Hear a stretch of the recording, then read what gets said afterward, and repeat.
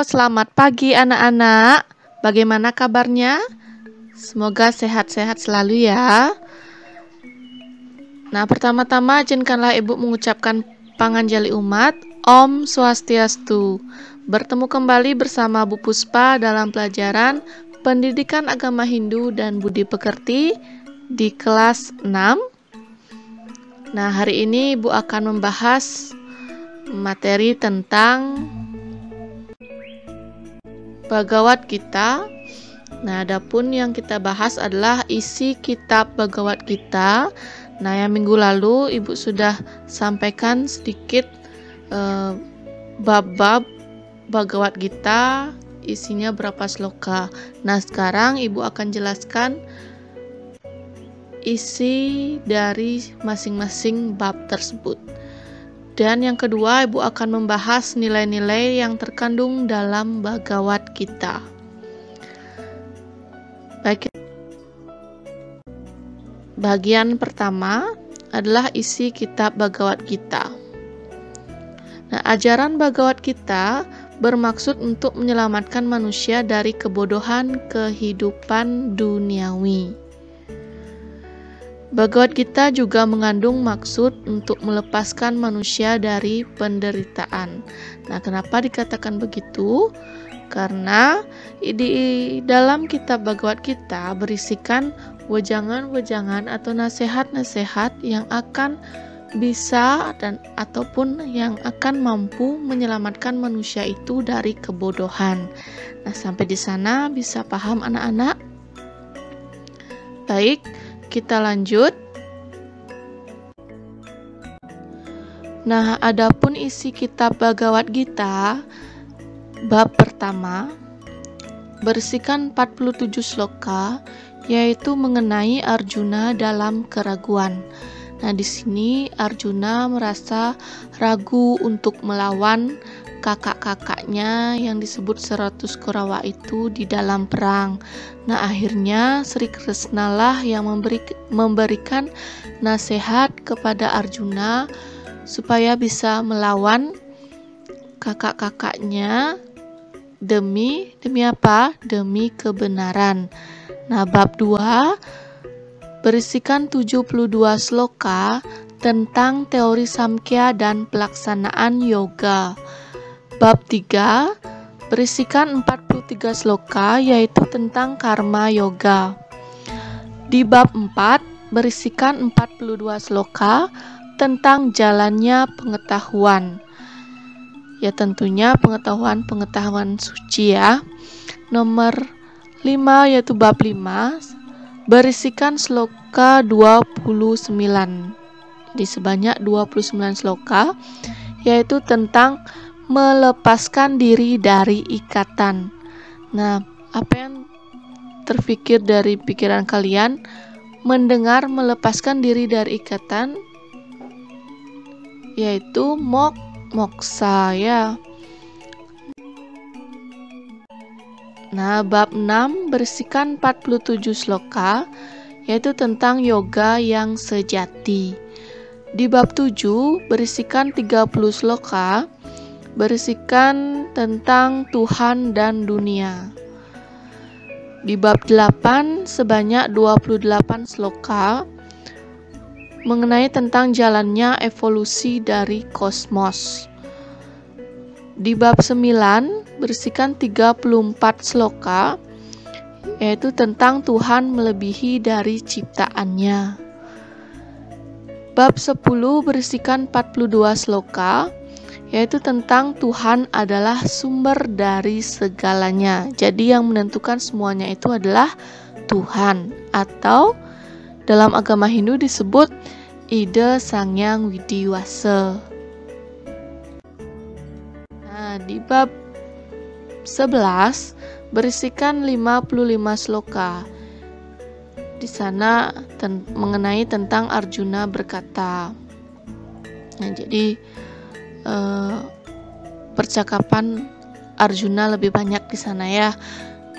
Di bab 12 berisikan 20 sloka, yaitu tentang Tuhan dalam Sagunam Brahman. bab 13 berisikan 34 sloka, yaitu lanjutan bab 12. Ya, masih membahas Tuhan dalam Sagunam Brahman. Yang ke-14, bab 14 berisikan 27 sloka, yaitu tentang yoga perincian triguna. Triguna itu 3 sifat yang dimiliki oleh manusia, yaitu apa? Satwam, rajas, dan tamas. Itu triguna. Nah, lanjut bab 15 berisikan 20 sloka, yaitu tentang yoga dan purusottama. Di bab 16 berisikan 24 sloka, yaitu tentang alam pikiran ketuhanan dan kesetanan. Di bab 17 berisikan 28 sloka tentang triguna dalam fenomena keagamaan. Nah, yang terakhir berisikan 78 sloka di bab 18 tentang kesimpulan. Jadi kesimpulan-kesimpulan semua bab berada di sana. Nah, kita beranjak ke pembahasan yang kedua, yaitu tentang nilai-nilai yang terkandung dalam Bhagavad Gita. Nah, yang pertama ada ajaran ketuhanan. Nah, di dalam ajaran ketuhanan ini, kita diwajibkan harus selalu bersyukur dan memohon petunjuk Tuhan atau ide Sang Yang Widiwasa.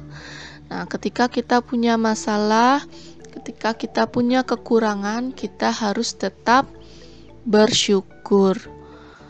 Nah, yang kedua, selalu berbakti kepada Tuhan atau ide Sang Yang Widiwasa. Nah, ketika Tuhan sudah memberikan segala yang kita minta, kita harus tetap berbakti kepadanya. Contohnya, melakukan trisandya, kemudian membersihkan tempat-tempat suci, itu bisa. Atau rajin beribadah ke pura-pura saat odalan. Yang kedua adalah ajaran etika. Yang tadi ajaran ketuhanan, sekarang ajaran etika. Etika termasuk apa? Susila, boleh tata susila. Jadi etika di dalam kehidupan sehari-hari kalian bagaimana. Nah, di dalam ajaran agama Hindu, di dalam khususnya Bhagavad Gita disebutkan ada ajaran tentang kesatria, di mana di ajaran kesatria ini bahwa diingatkan seorang pemimpin harus membela negaranya, bukan membela kepentingan pribadi. Jadi harus mempunyai sikap kesatria. Yang kedua adalah mempunyai nilai kepahlawanan. Jadi seseorang yang menjadi pahlawan itu harus mempunyai sikap tanpa pamrih, tanpa imbalan. Jadi berjuang tanpa pamrih, berjuang seikhlasnya.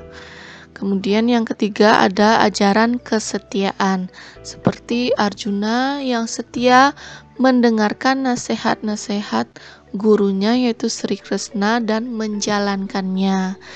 Itu yang dinamakan ajaran kesetiaan. Yang keempat, ajaran pengendalian diri. Nah, pengendalian diri ini apa saja di dalam kehidupan manusia? Ada 3. Ada yang tahu?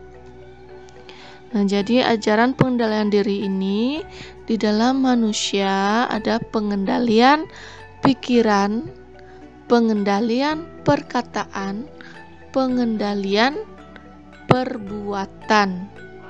Nah, di dalam agama Hindu disebut apa itu? Trikaya Parisuddha, ya. Jadi manacika, wacika, dan kayika. Manacika mengendalikan pikiran, Wachike mengendalikan perkataan atau ucapan, kemudian kaike mengendalikan perbuatan yang akan kita lakukan.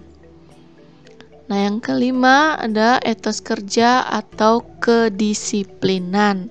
Nah, setiap orang harus mempunyai kedisiplinan. Kalau kita belajar di sekolah, kita harus disiplin supaya gurunya tidak marah, seperti itu. Kalau kita kerja, kita harus disiplin. Nah, bisa dipahami sampai di situ anak-anak. Ibu mohon materi ini bisa dicatat, ditambahkan di catatan sebelumnya.